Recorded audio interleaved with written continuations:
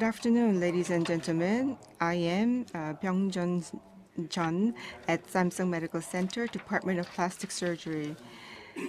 It is a great pleasure for me to have this opportunity to speak in front of these distinguished audience. And the next time I meet you, I hope that we can meet in person and have discussions. Now today, I would like to share with you the story of breast reconstruction after breast cancer surgery. This is the agenda of my presentation today. I would like to take a look at the current status of breast cancer and talk about pre-reconstruction, during reconstruction, and post-reconstruction situations. And lastly, I would like to leave you with some food for thoughts. Then let's look at where we are in terms of breast cancer currently. As you can see, breast cancer is a cancer that is growing at a very rapid pace.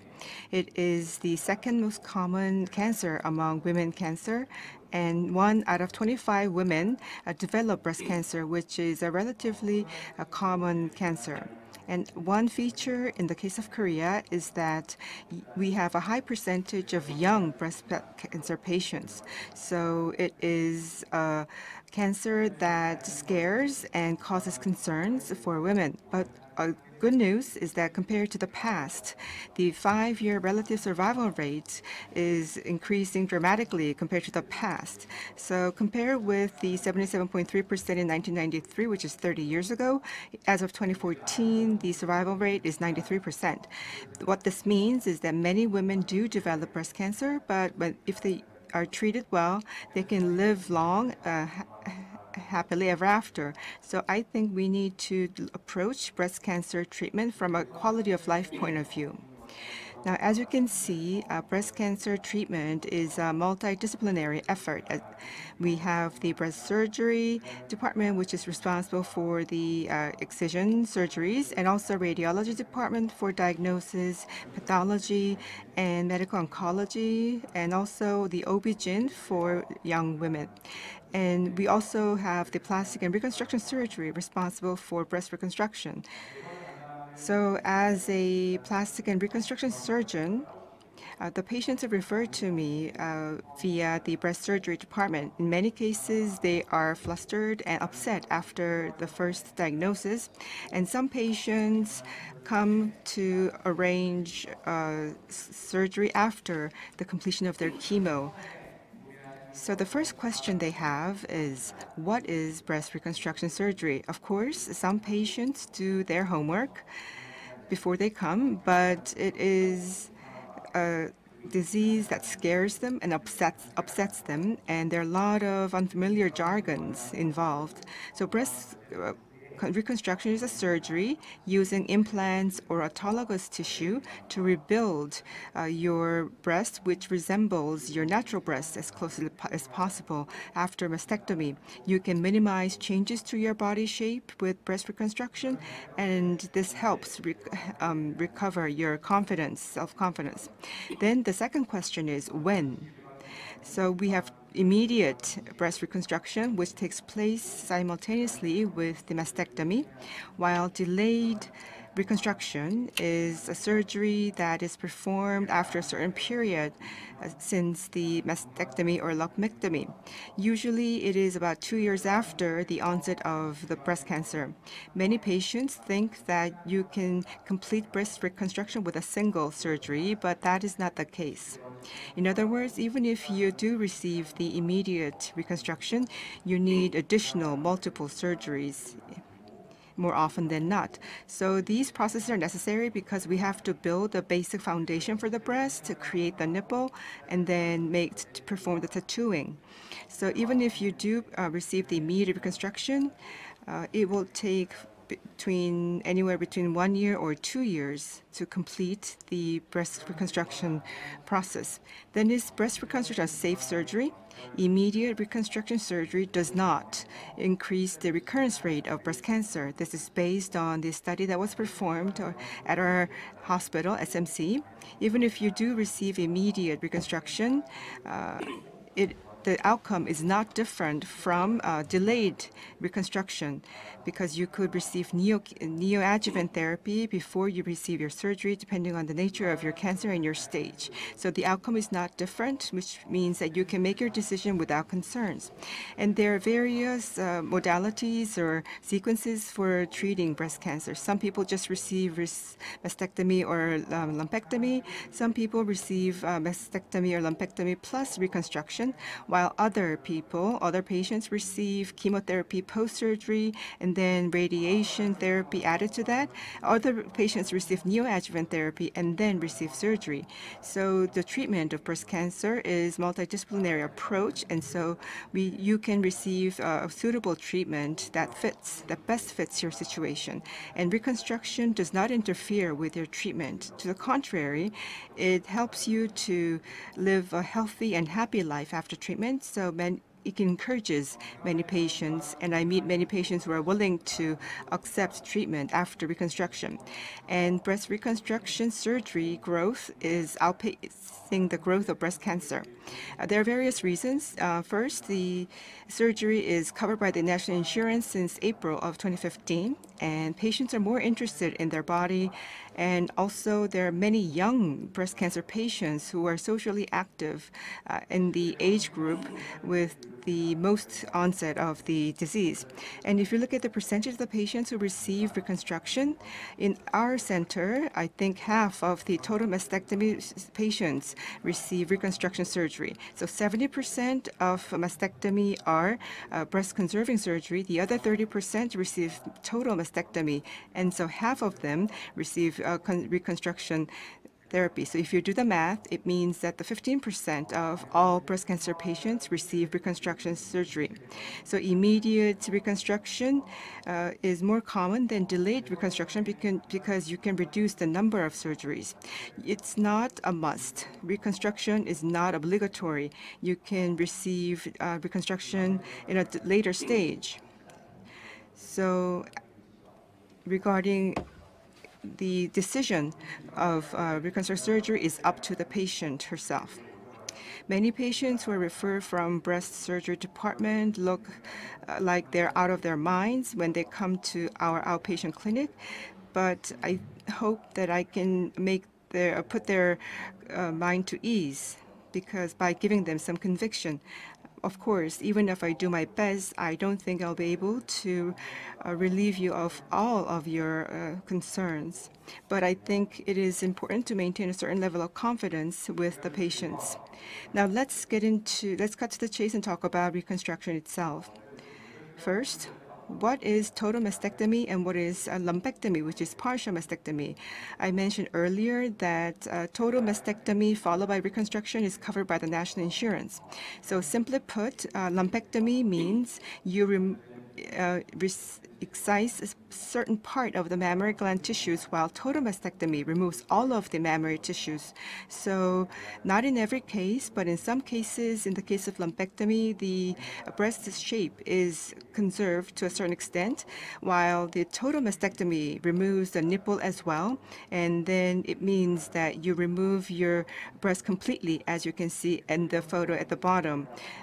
In the case of the nipple conservation total mastectomy, you remove all of the mammary glands, but you do have your nipple and skin conserved. And so I think in this situation, when you do a reconstruction surgery, you can just fill the mammary tissues, or sometimes you can rebuild the skin as well together with the mammary tissues. There are two types of reconstruction. One is using implants. The other is using autologous tissues from your belly or your back. So I think you will be wondering the different methods that are applied to reconstruction. First factor that has to be considered for reconstruction surgery is the size of your breast. The absolute breast is important, but it is also important to look at how much percentage of the body shape the breasts account for. And next is the shape of the breast. Some people have curvy breasts, other people have sagging breasts, and you have to consider the quantity of the available autologous tissues. Many people, if they have large breasts, they have a lot of autologous tissues, but sometimes they don't. So I think it is important to consider the type of reconstruction that the patient would like. So relatively large size breasts, if the sagging shape and abundant quantity of autologous tissues. These are the factors that will enable autologous reconstruction. And the patient's tissues from the back or the belly will be used for the autologous reconstruction. But other patients who would prefer implants for their reconstruction because they don't have enough quantity of autologous tissues and their breast shape is curvy. So the reconstruction using implant takes place in 2 steps depending on the condition of the skin and the nipple after breast surgery. It could be 1 step as well. So if you have removed your skin and nipple first, the tissue expander will be inserted, and then there will be a 2nd step where you will replace that with the implant. And if the skin and the nipples are conserved, then you can insert your implant right away, but that won't mean you can complete your reconstruction in a single surgery.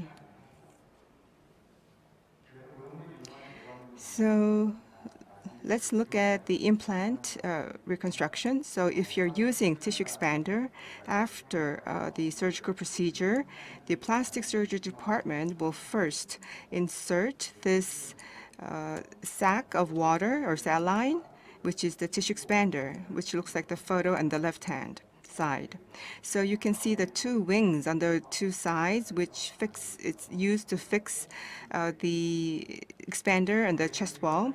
And then the middle part is where you would inject saline using the needles. So after inserting the tissue expander, after about 3 weeks, you would inject about 50 cc of water. And when you reach the right volume, then you wait for 3 or 4 months and then replace that with the implant through a 2nd surgery. So you need 1 more surgery. So you need additional surgery in many cases in the case of the implant reconstruction. But there are some cases where the nipple is preserved. We call this nipple sparing total mastectomy. And in this case, you can insert the implant right away after surgery, but sometimes it might be difficult to provide appropriate protection to the implant using just the skin and the fat. And so sometimes you can reinforce the vulnerable parts using artificial dermis. There are some benefits of the implant reconstruction. You have the leftover skin, which is utilized for reconstruction, so the color will be the same as your natural skin color, and the skin texture will be the same as well, and you will recover your sensations quickly. And you don't have to sacrifice additional tissues, and there will be no scars left. Those are some benefits, and also the operation time and the time to recovery is also short. But there could be capsular contracture, and the implant can be exposed. And if the patient receives radiotherapy, there could be some changes in the tissues. And another downside of implant reconstruction is that it's difficult to create a sagging shape. Next, let's look at the reconstruction using the abdominal tissues. As I mentioned earlier, if the breasts are relatively large and sagging and you have enough fat on your abdomen and you would like to have autologous reconstruction, this is a good option. After the surgical procedure, then we will have the plastic surgery, the reconstruction surgery procedures. First, we will prepare the vessel in the internal mammary, and then we will come down to the abdomen and dissect the belly fat from the abdominal wall. Many people think that if we take fat from the belly and just fill it in the breast, you can reconstruct the breast. But that's not the case because the flesh is grafted in a lump, and so there needs to be appropriate supply of blood, and also the vessel is also dissected from the abdominal wall and is grafted onto the chest wall. And so you need to have some operations to reconnect the vessels after grafting, and then you will perform suture to complete the surgery. Reconstruction using your belly fat has a benefit of creating natural shape, such as sagging shape. And also, you remove your belly fat, which means that your body contour is more attractive, but the operation time is long. and there are scars along your abdomen. And in very rare cases, the abdomen wall might become weak, which means that the intestines might be protruded, or the reconnected vessels are obstructed, which means that the flap will have necrosis. Another method for autologous reconstruction is using your tissues from the back. There is what is called the Latissimus dorsi, which is a big muscle, and it could be used for reconstruction.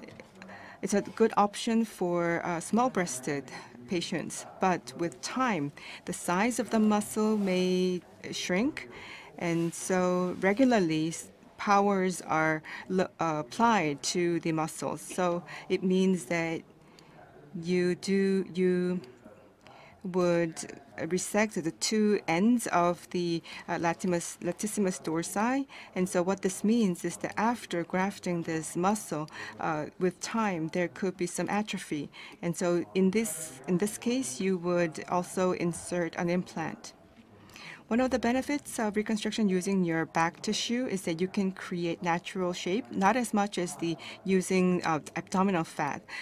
And you will have a scar on the back, which means that from the front, you can't see the scar. But as I said earlier, it's using the muscle. So with time, there could be atrophy. And in rare cases, there could be some impact on the shoulder function after surgery, which are some downsides. Now, there are more cases where the nipples are removed during mastectomy or lumpectomy. And so many patients are curious as to how you would recreate the nipple. If it's lumpectomy, many patients are less upset. But if it's total mastectomy, then patients start to cry because they think the nipples will be removed. And then we comfort them by saying that we can recreate the nipples. As you can see in the photo, we would sketch the outline on the skin, and then we would raise the skin and perform suture around that area to create a structure. And if the contralateral nipple is large enough, then you can take half of that and create the new nipple. And then you would perform tattooing. So it's not 100% same, but it is very similar. And this patient had small nipple on the right side, and so on the left side, using a different color, the tattooing was performed.